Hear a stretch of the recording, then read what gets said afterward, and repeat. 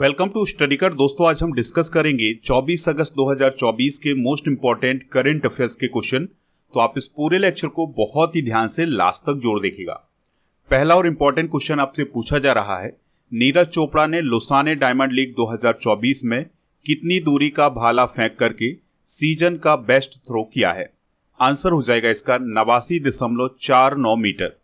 तो लोसाने diamond league 2024 में नीरज चोपड़ा ने 89.49 मीटर का भाला फेंक करके सीजन का बेस्ट थ्रो किया है।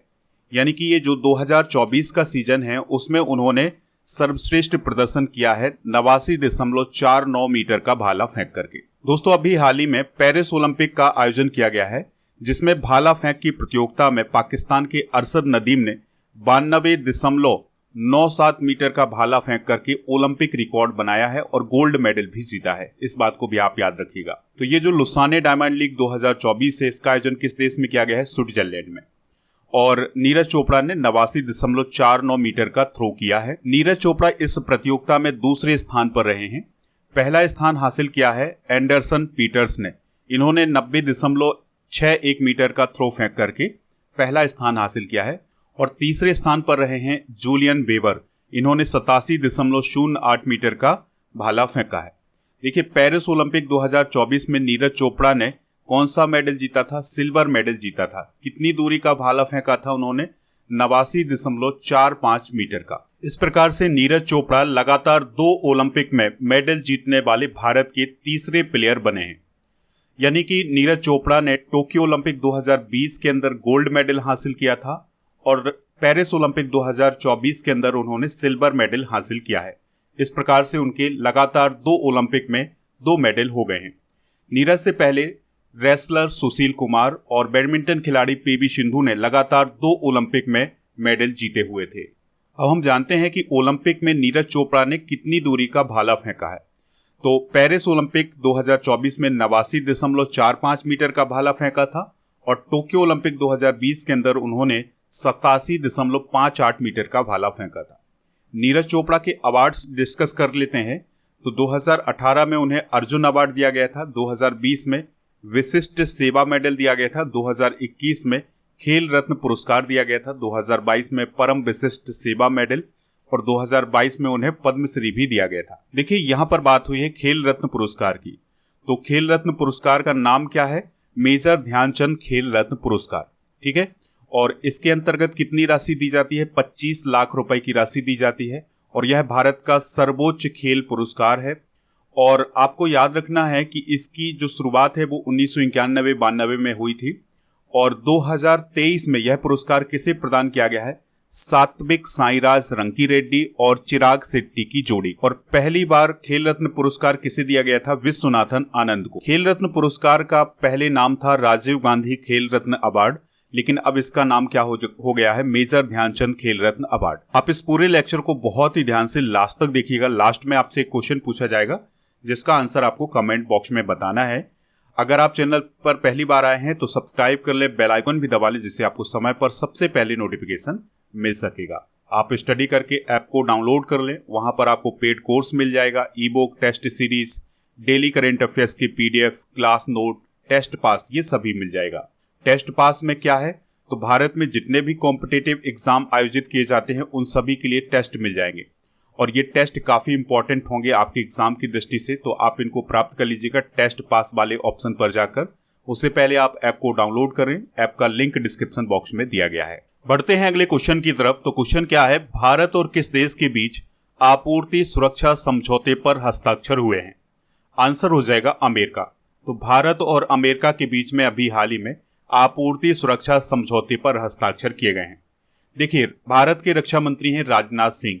तो वो 23 से 26 अगस्त 2024 तक अमेरिका की यात्रा पर हैं और इसी यात्रा के दौरान भारत और अमेरिका के बीच में आपूर्ति सुरक्षा समझौते पर हस्ताक्षर किए गए हैं। और ये जो समझौता हुआ है यह अमेरिका के रक्षा विभाग और भारत सरकार के रक्षा मंत्रालय के बीच हुआ है। इसका उद्देश्य क्या है? इसका उद्देश्य रक्षा संबंधों को बढ़ावा देना, यानी भारत और अमेरिका के बीच में जो रक्षा संबंध है उनको बढ़ावा देने के लिए यह समझौता किया गया है। दोस्तों, इस समझौते के तहत अमेरिका भारत की राष्ट्रीय सुरक्षा को प्रोत्साहित करने के लिए वस्तुएं और सेवाएं उपलब्ध कराएगा और भारत भी अमेरिका की राष्ट्रीय सुरक्षा को लेकर के वस्तुएं और सेवाएं उपलब्ध कराएगा। अमेरिका से रिलेटेड करंट अफेयर्स डिस्कस करते हैं तो विनय मोहन क्वात्रा अमेरिका में भारत के राजदूत बने हैं।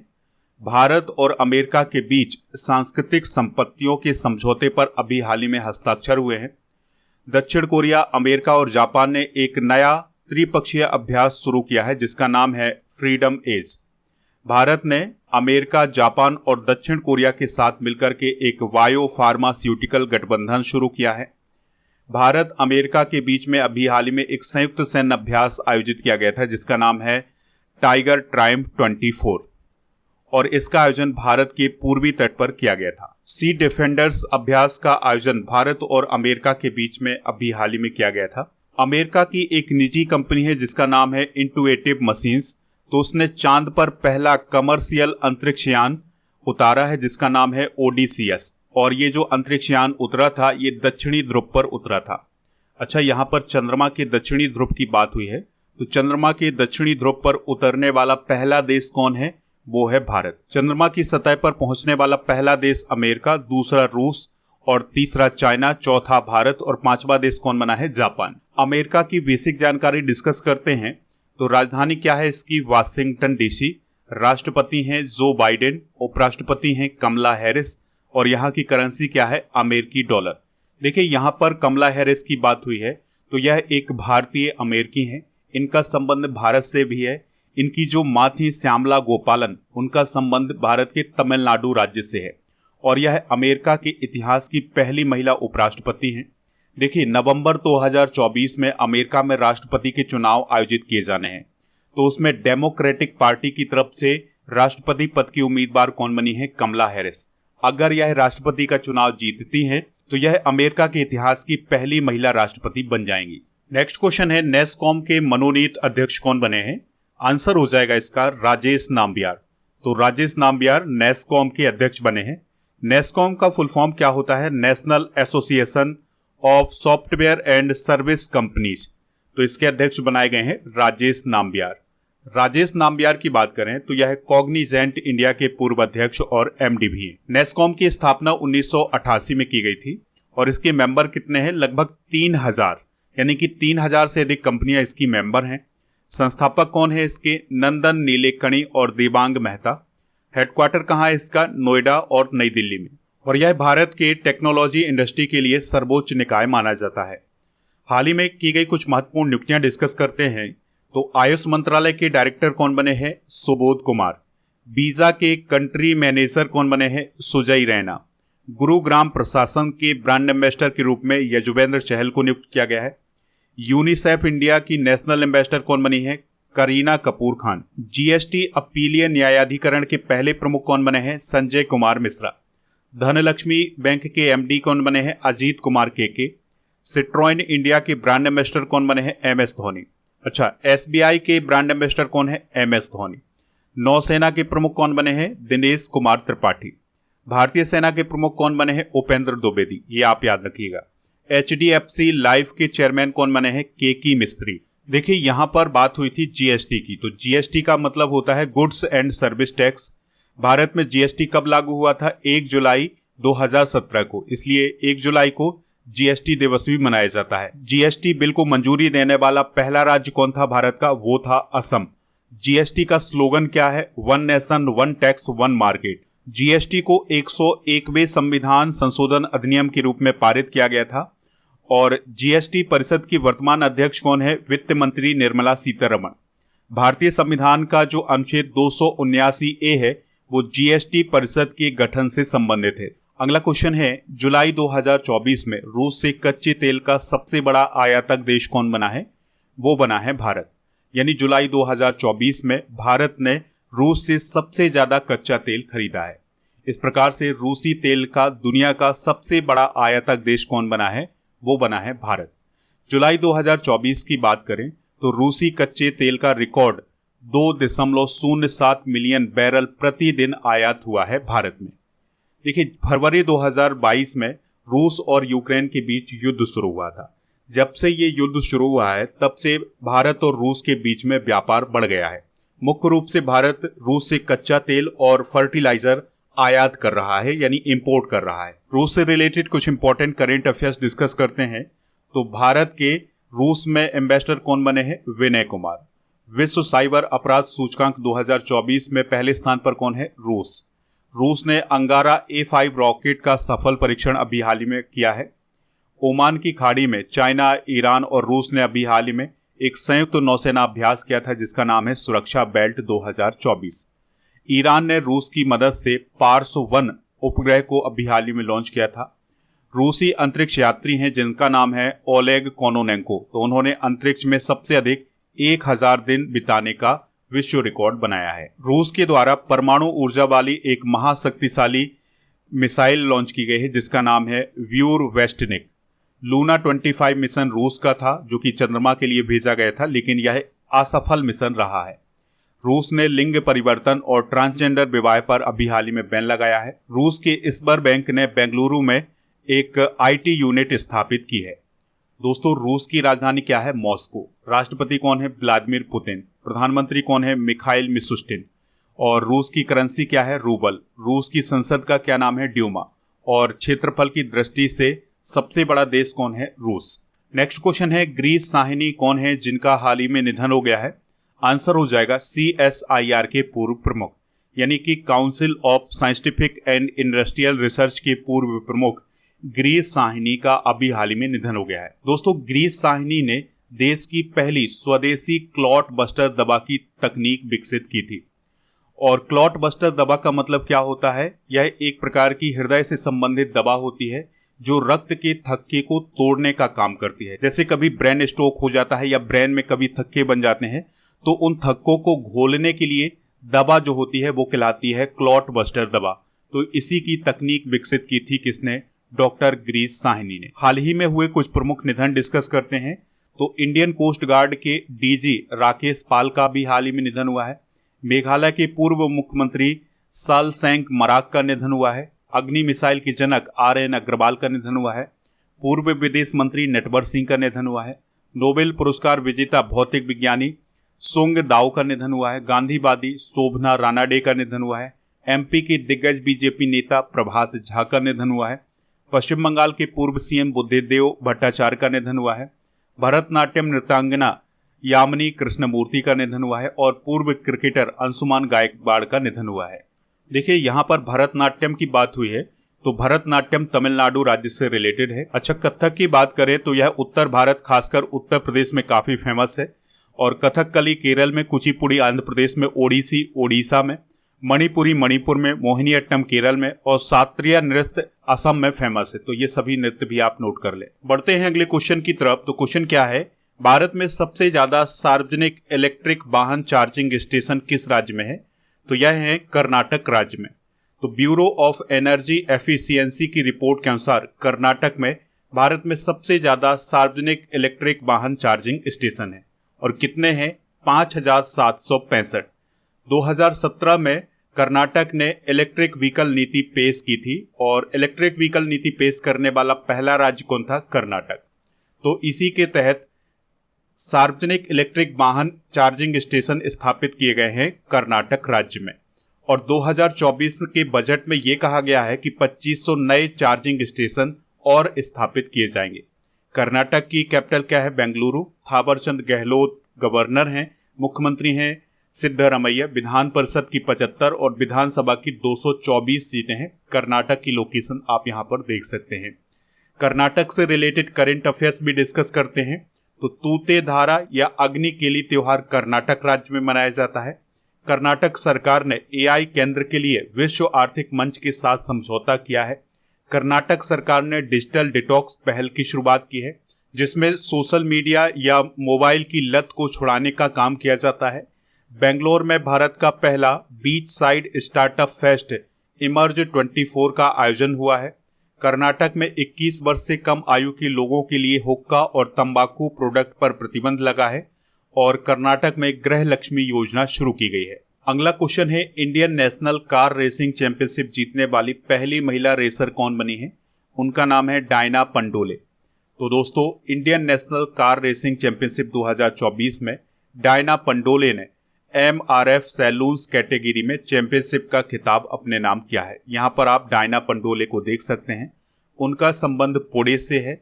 और Indian national car racing championship 2024 का आयोजन कहाँ पर किया गया था? चेन्नई में। यहाँ पर बात हुई है प्रथम महिला की, तो चलिए कुछ प्रथम महिलाएं डिस्कस करते हैं।